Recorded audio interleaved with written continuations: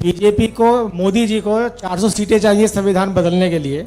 आप संविधान बचाने की बात कर रहे हैं, आपको जनता से कितनी सीटें चाहिए? 400 सीटें, सुनो, 400 सीटें वो ख्वाब देख रहे हैं। वो खुद ही बोल रहे 3 से 70, फिर बोलते हैं उन्होंने बोलने दो ना, इवन 600 सीट बोलने दो। संविधान में प्राविधान है 543 का, 43, सॉरी 2 सीट कम कर दिया तो नॉमिनेटेड है वो। मैं सबको मिला के बोल रहा था क्योंकि नॉमिनेट भी वही करेगा ना, है तो।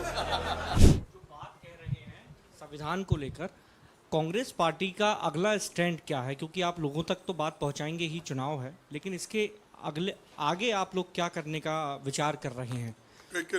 जो आप लोग आरोप लगा रहे हैं या आपको भय है? नहीं, मैंने पढ़ा सर, मैं पूछ रहा हूं आपको। पढ़ने के बाद ही हम आरोप लगा। उस पर आप आगे की रणनीति आप लोगों की क्या है?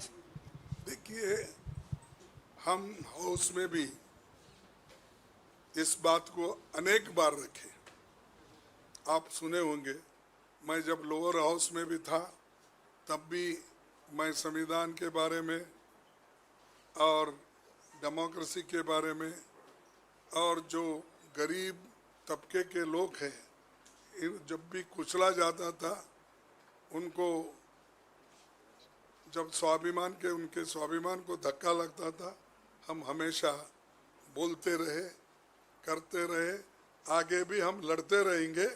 और जब जब ऐसे मानसिकता से अगर बीजेपी बोलते गई तो अब 2024 में लोग इसको देख रहे हैं, इनके स्टेटमेंट को देख रहे हैं, इनके भावनाओं को देख रहे हैं, इनके विचार को देख रहे हैं, वो फैसला लेंगे।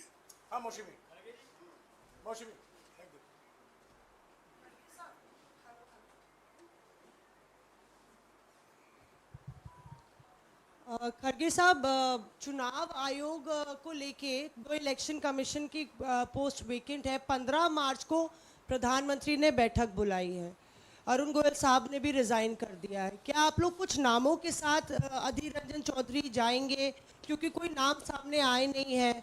और क्या ये बहुत ज़्यादा चिंता का विषय है कि जो अपॉइंटमेंट है जिस तरह से होगी, तो क्या उसके आगे कोई रणनीति आप लोग ने बनाई है? ये देखिए, हमेशा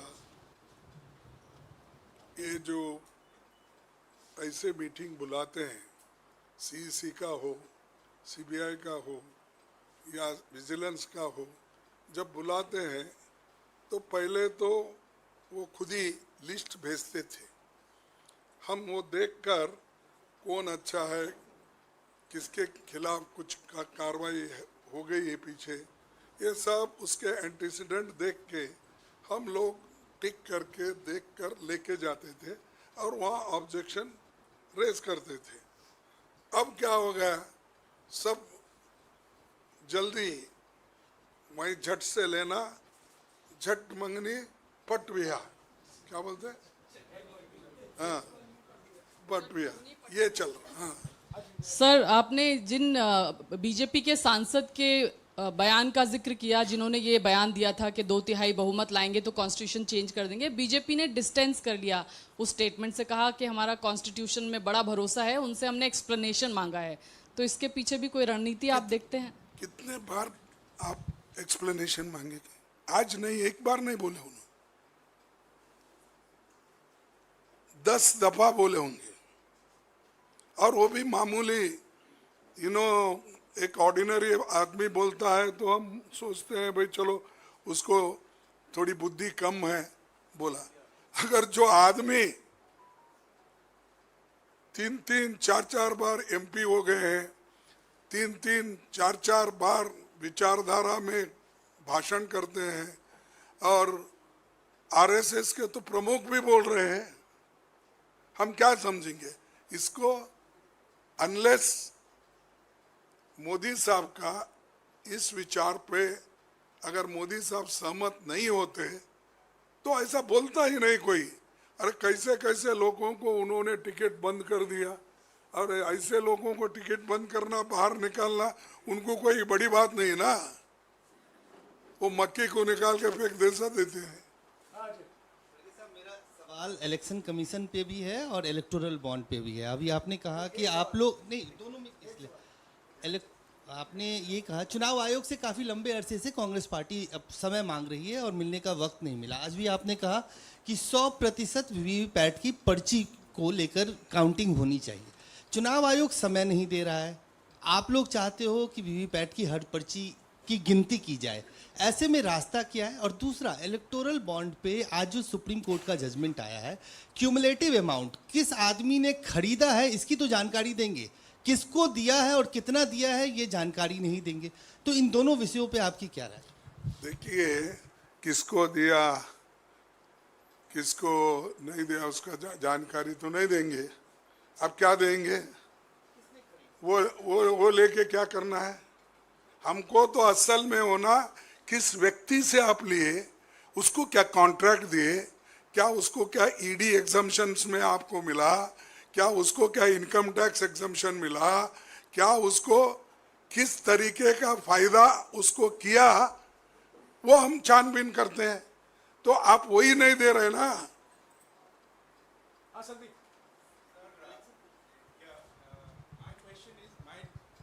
My question is essentially a follow-up of what Vijayalakshmi asked, that the BJP has officially and categorically denied that or distanced itself from the statement of Mr. Hegde. And they reiterated that the party fully believes in the Constitution. Despite that, you are holding a press conference today, a good 24 hours later, after BJP's clarification. What do you want? Do you want the Prime Minister to come out and make the same statement? What exactly is your point of view? देखिए, I want to protect your freedom of expression and myself. And secondly, why Modi is keeping quiet? Today he might have clarified. This is not first time. Several times they have spoken, from RSS chief to MPs. Many MPs even from UP, they spoke earlier. Their Karyakartas have spoken. Why should not he clarify? If anybody speaks against the Constitution, I will throw you out. Why should not he say? That is why I am asking. हाँ संजीव।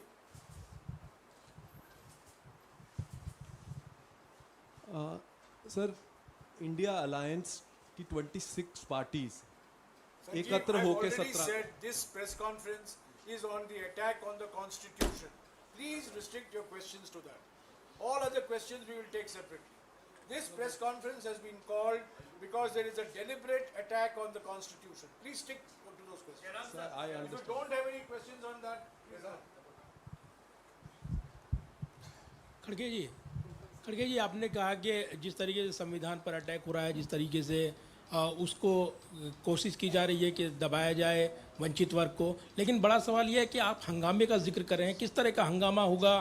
क्योंकि सरकार तो बार बार कहती रही है कि संविधान के साथ हैं वो, और प्रधानमंत्री ने पिछले दिनों जब नए संसद का उद्घाटन हुआ तो संविधान सदन भी नाम रखा। हमने देखा कि उन्होंने संविधान के प्रति उसका बड़े आदर किया था, उसके साथ उन्होंने जिस तरीके से वेलकम किया था। तो कई मौके आए जब उन्होंने ये बताने की कोशिश की कि वो संविधान के जो प्रारूप हैं और उसका पूरा आदर करते हैं। आदर तो करते हैं, हाथी के दांत दिखाने एक होते हैं, खाने के एक होते हैं, समझे आप? तो ये मोदी जी तो अपने लोगों को कंजम्पशन के लिए अलग बोलते हैं और पब्लिक कंजम्पशन के लिए अलग बोलते हैं।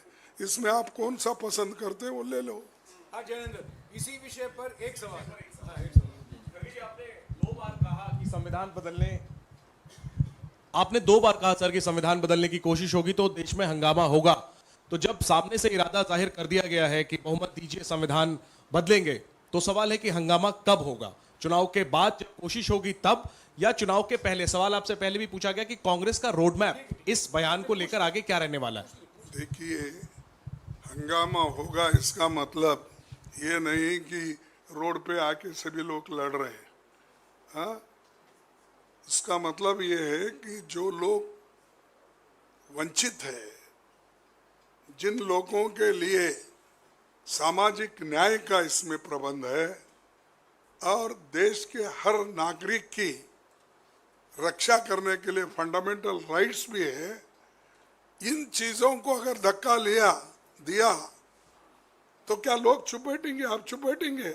अगर आपका बोलने का अधिकार छीन लिए, कहने का अधिकार छीन लिए, लिखने का अधिकार छीन लिए, तो आप चुप बैठेंगे? आप हमारे साथ ही आएंगे ना।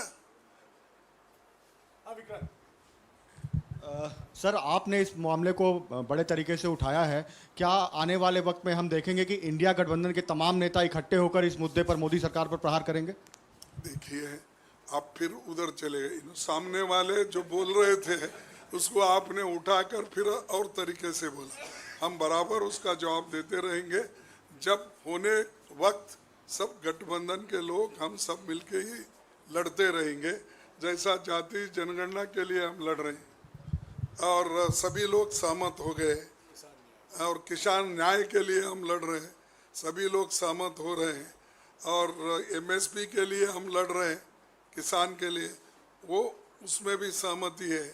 तो ऐसे युवाओं के लिए, एम्प्लॉयमेंट के लिए, बेरोजगारी, अपना हाई प्राइसेस के लिए, ये सारी चीज़ें हम मिलके ही लड़ रहे हैं, लड़ते रहेंगे। Yes. So I'm from Tamil Nadu. The Kerala Congress spokesperson says, says it's related to Congress only. It's on the Constitution of India. Please. You can ask these questions separately.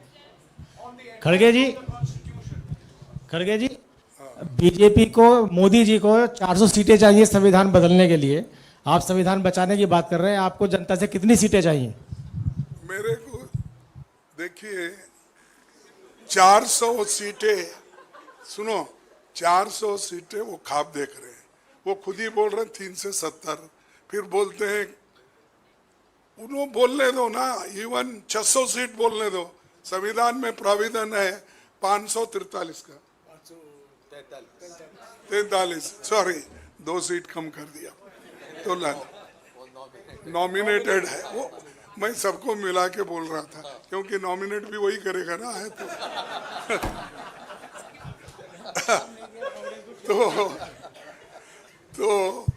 तो ये बात जो है, हम ये जनता के सामने ला रहे हैं, क्योंकि ये बहुत इम्पोर्टेंट मुद्दा है। सिर्फ हम पॉलिटिक्स करने के लिए नहीं लाए। पॉलिटिक्स तो होते रहते हैं, हंगामा होते रहते, पार्लियामेंट में बाहर होते रहते, वो बात हो रही है, लेकिन ये बड़ा सीरियस मैटर है, इसको कोई बचपना नहीं करना चाहिए। अगर आपके पास हिम्मत है तो बोलो आपके लोगों को, मुंह बंद करके बैठो, या तो मेरे पार्टी से निकाल चलो, क्योंकि पार्टी तो अकेली की है ना, उसमें दूसरे तो कोई इंटरफेयर नहीं करते। पाप बेचारे इंटरफेयर करने में मार्गदर्शक सब बाहर बैठे हैं। चलिए खड़गे साहब, मेरा सवाल, आखिरी सवाल है। अभी आपने ईवीएम की बात की, वीवीपैट की आपने बात की, आपने कहा कि ईवीएम पे शंका है, और शंका इसलिए है क्योंकि उसकी जो पर्ची है वो गिनी नहीं जाती है। नहीं तो आपने इलेक्शन कमीशन की बात की, नहीं, मैं कहीं लेके नहीं जा रहा हूँ सर, लेकिन क्या आपको लगता है कि ये वक्त आ चुका है कि आप लोग डिमांड करें कि बैलेट पेपर पर चुनाव करवाए जाएं? देखो, ये पहले हमने कहा है, फिर वो कहने की जरूरत नहीं। कम से कम वीवीपैट तो गिनो पूरे, यही बस हमारा।